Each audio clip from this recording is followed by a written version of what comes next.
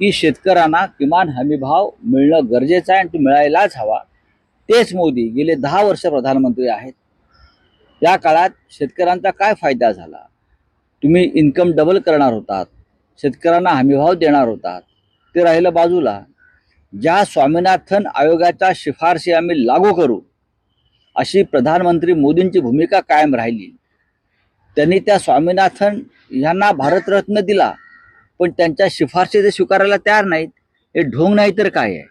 आणि शेतकरी दिल्लीच्या सीमेकडे कूच करत असताना त्यांच्यावरती बंदुका रोखणं, तोफा रोखणं, रणगाडे रोखणं, लाठीमार करणं, त्यांना जखमी करणं, हे प्रयोग सुरू असताना, अश्रुधुराच्या नळकांड्या फोडल्या जात असताना नरेंद्र मोदी परदेशामध्ये अबुधाबीच्या राजाबरोबर मेजवानी जोडतात. हा या देशातल्या शेतकऱ्यांचा सगळ्यात मोठा अपमान है. तो सुप्रीम कोर्ट ने इलेक्टोरल बॉन्ड पे ऑर्डर, आपको लगता है किसानों का फल होगा या फिर से जुमला रहेगा? किस तरीके से देखते हैं? देखिए, जुमला और मोदी ये एक सिक्के के दो पहलू हैं. आप जो पूछ रहे क्या रहेगा, जुमला और मोदी में फर्क नहीं है. 2014 से ये सिक्का इस देश में चलाने की कोशिश हमारे ही किसान और हमारी जनता कर रही है, लेकिन अब लोग उब चुके हैं. ये जुमला अब नहीं चलेगा. मोदी जी प्रधानमंत्री नहीं बनने जा रहे हैं. फिर एक बार सुप्रीम कोर्ट का जो ऑर्डर आया इलेक्टोरल बॉन्ड पे, इसको सुप्रीम कोर्ट ने सवाल उठाया, किस तरीके से देखते हो सर? चंदे की बात है. एक गाना है फिल्म में, चंदा हो चंदा. अब लोग उनको पूछे कि क्या किया चंदा, कहाँ है चंदा, कहाँ से आया चंदा? लगभग 7,000 करोड़ जिस तरह से बीजेपी के खाते में असंवैधानिक तरीके से आए हैं. हाँ, ये ब्लैक मनी है, ये काला धन है, ये अपराध के मार्ग से आया हुआ पैसा बीजेपी ने राजनीति में इस्तेमाल किया. सरकारें तोड़ने के लिए,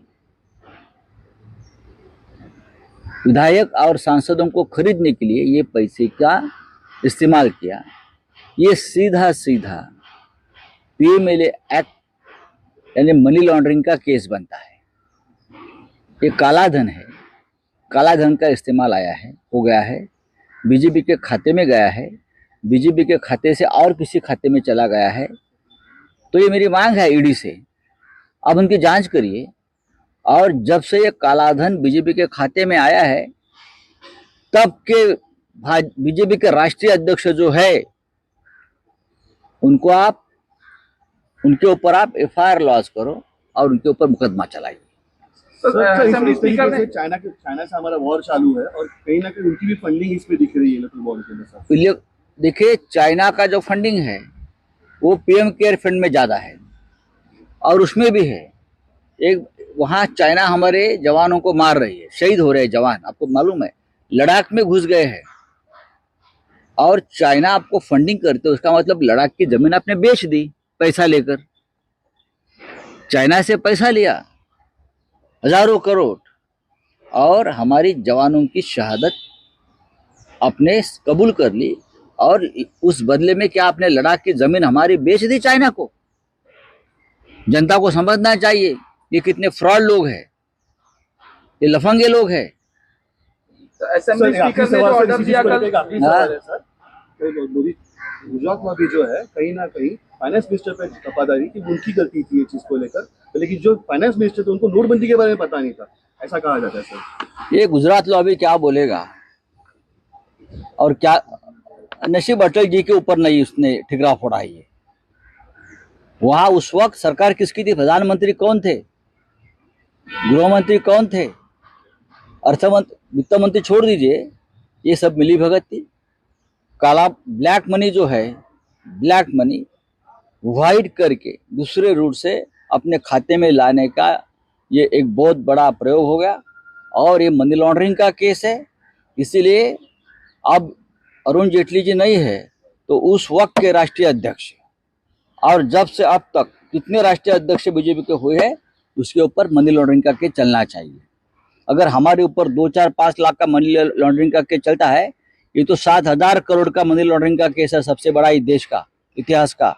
ये केस मनी लॉन्ड्रिंग का चलना चाहिए.